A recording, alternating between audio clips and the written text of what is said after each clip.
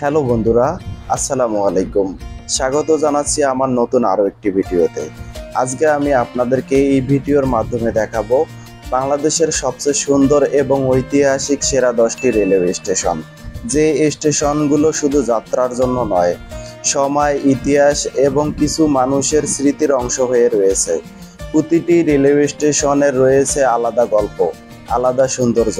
তো চলুন এই ভিডিওতে দেখে আসি এক নজরে আমাদের প্রাণপ্রিয় বাংলাদেশের গর্ব সেই রেলওয়ে স্টেশনগুলো।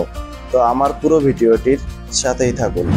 এই ভিডিওর শুরুতে এক নম্বরে রয়েছে কমলাপুর রেলওয়ে স্টেশন। রাজধানী ঢাকার প্রাণকেন্দ্রে অবস্থিত কমলাপুর রেলওয়ে স্টেশন দেশের সবচেয়ে বড় ও ব্যস্ততম স্টেশন। আধুনিক স্থাপত্যে গড়া এই স্টেশন প্রতিদিন হাজারো যাত্রীর পদচারণায় মুখর থাকে। দেশের নানা প্রান্তে ছুটে চলা ট্রেনগুলোর কেন্দ্রবিন্দু এই স্টেশন, যেখানে প্রতিদিন হাজারো মানুষের যাত্রা শুরু হয় নতুন গন্তব্যের পথে। 2 নম্বরে রয়েছে চট্টগ্রাম রেলওয়ে স্টেশন। বাংলাদেশের দ্বিতীয় বৃহত্তম রেলওয়ে স্টেশন চট্টগ্রাম। এটি দেশের পূর্বাঞ্চলে যোগাযোগের প্রধান দ্বার। আধুনিক স্থাপত্যে নির্মিত এই স্টেশন প্রতিদিন হাজারো যাত্রীকে স্বাগত জানায় সমুদ্র নগরীর পথে। পাহাড়, নদী আর সমুদ্র বেষ্টিত এই শহরের ট্রেনের আগমন যেন নিয়ে আসে নতুন প্রাণের ছোঁয়া। 3 নম্বরে রয়েছে রাজশাহী রেলওয়ে স্টেশন। বাংলাদেশের উত্তরাঞ্চলের গর্ব, পদ্মা নদীর তীরে গড়ে ওঠা এক ঐতিহ্যের প্রতীক। 1890 সালে প্রতিষ্ঠিত এই স্টেশন শুধু একটি যাত্রার শুরুর জায়গা নয়, বরং রাজশাহীর ইতিহাস, সংস্কৃতি আর উন্নয়নের এক নীরব সাক্ষী। প্রতিদিন শত শত মানুষ এখানে আসে, কেউ শিক্ষা বা চাকরির উদ্দেশ্যে, কেউ বা পরিবারের ফেরার টানে। লাল সবুজের ট্রেন যখন প্ল্যাটফর্মে এসে থামে, তখন শহরের হৃদয় যেন নতুন ছন্দে দুলে ওঠে আর বাতাসে মিশে যায় এক অনন্ত যাত্রার গল্প। 4 নম্বরে রয়েছে খুলনা রেলওয়ে স্টেশন।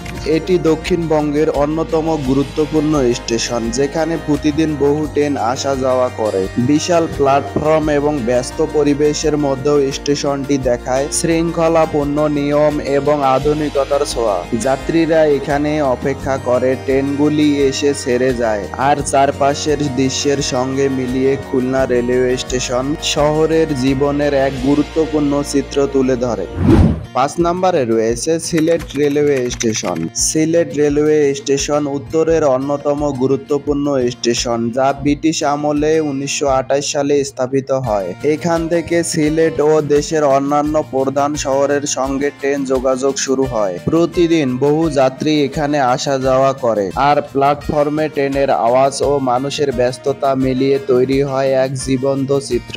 স্টেশনের ঐতিহ্য, চারপাশের সবুজ পরিবেশ এবং আধুনিকতার ছোঁয়া একসাথে মিলে এই স্টেশনকে করে তুলেছে আরো আকর্ষণীয়। 6 নম্বরে রয়েছে রংপুর রেলওয়ে স্টেশন। উত্তরবঙ্গের অন্যতম গুরুত্বপূর্ণ রেলওয়ে স্টেশন। এটি ব্রিটিশ আমলে স্থাপিত হয়েছিল এবং সেখান থেকে রংপুর শহর দেশের অন্যান্য অঞ্চলের সঙ্গে ট্রেন যোগাযোগের মূল কেন্দ্র হিসাবে বিকশিত হয়েছে। রংপুর স্টেশন শুধু যাত্রার কেন্দ্র নয়, এটি ইতিহাস, আধুনিকতা এবং শহরের জীবনের এক গুরুত্বপূর্ণ সাক্ষী। 7 নম্বরে রয়েছে ময়মনসিংহ রেলওয়ে স্টেশন। দেশের উত্তর মধ্যাঞ্চলের একটি গুরুত্বপূর্ণ স্টেশন। ব্রিটিশ আমলে এটি নির্মিত হয় এবং তখন থেকে শহর ও দেশের বিভিন্ন অঞ্চলের সঙ্গে ট্রেন যোগাযোগের কেন্দ্র হিসেবে পরিচিত। ময়মনসিংহ স্টেশন শুধু ট্রেন থামার জায়গা নয়, এটি ইতিহাস, আধুনিকতা এবং স্থানীয় জীবনের এক গুরুত্বপূর্ণ অংশ। 8 নম্বরে রয়েছে জয়দেবপুর রেলওয়ে স্টেশন। ঢাকার উত্তরাঞ্চলের একটি গুরুত্বপূর্ণ স্টেশন। এটি ব্রিটিশ আমলে স্থাপিত হয় এবং তখন থেকে ঢাকা ও দেশের অন্যান্য অঞ্চলের সঙ্গে ট্রেন যোগাযোগের এক কেন্দ্র হিসেবে পরিচিত। স্টেশনটি ইতিহাস, আধুনিকতা এবং স্থানীয় মানুষের জীবনের গুরুত্বপূর্ণ অংশ হয়ে আছে। 9 নম্বরে রয়েছে টঙ্গী রেলওয়ে স্টেশন।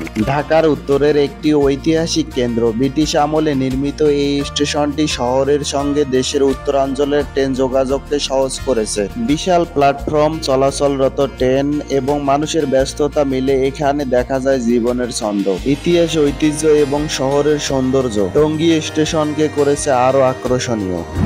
সর্বশেষ 10 নম্বরে রয়েছে পঞ্চগড় রেলওয়ে স্টেশন। দেশের উত্তরের এক গুরুত্বপূর্ণ কেন্দ্র। ব্রিটিশ আমলে নির্মিত এই স্টেশনটি পঞ্চগড়কে দেশের অন্যান্য শহরের সঙ্গে ট্রেন যোগাযোগের গুরুত্বপূর্ণ কেন্দ্র হিসেবে পরিচিত করেছে। প্রতিদিন এখানে বহু যাত্রী চলাচল করে। স্টেশনটি ইতিহাস, সৌন্দর্য এবং স্থানীয় জীবনের জন্য এক গুরুত্বপূর্ণ সাক্ষী।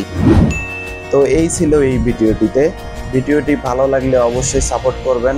ফেসবুক থেকে দেখে থাকলে ফলো করবেন এবং ইউটিউব থেকে দেখে থাকলে সাবস্ক্রাইব করবেন। সবাই ভালো থাকবেন। আল্লাহ হাফেজ।